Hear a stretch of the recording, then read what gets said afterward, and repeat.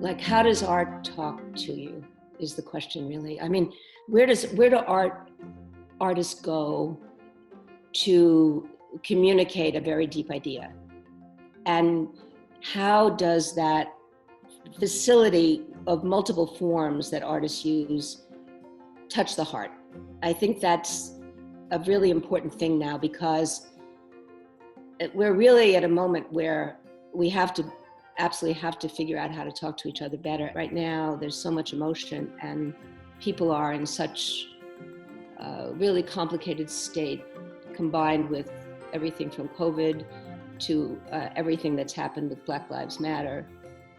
All of that come together to create an urgency about how we speak to each other. That really complicated thing that art does is really what dependent on this translation from an idea to a manifestation, and that translation, the vehicle for that translation really is a metaphor. So that's a complicated way of saying that metaphor is central to how we understand each other and how we're going to understand each other into the future.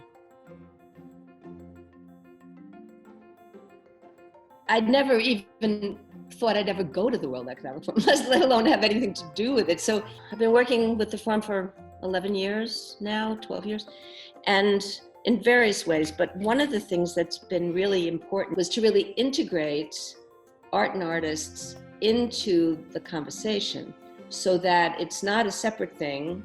It's not the thing you do after you can't listen anymore to people talking about the GDPs of various countries. It's what it is in that conversation. Sitting on those panels, you have artists and you have creative people. You have people who think in a completely different paradigm about how to move the world forward in the debates around surveillance or climate change, or pick a topic.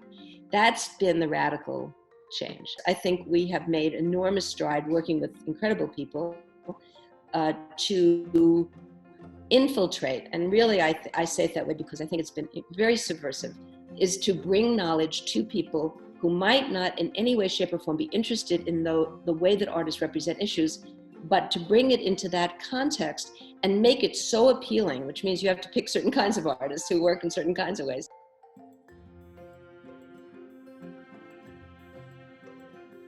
Bellagio is like a dream, you know. If you want to think about what was the perfect place to write, it was Bellagio. I was finishing a book and I ended up using the library in Bellagio. So I had a fantastic time, and I discovered things I would never have found, and that really formed some of the sort of conclusions that I was trying to get to in the book.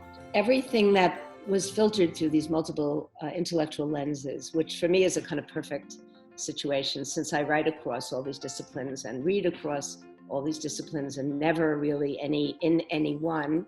I'm always in the intersection. So Bellagio was like a little manifestation of just the way I think, actually, all the time. There were journalists, psychologists. It was great for me that way, but intellectually, it was also very provocative. And I think really encouraging of a kind of poetic writing. So I was in Bellagio a long time ago, but it's very vivid in my mind.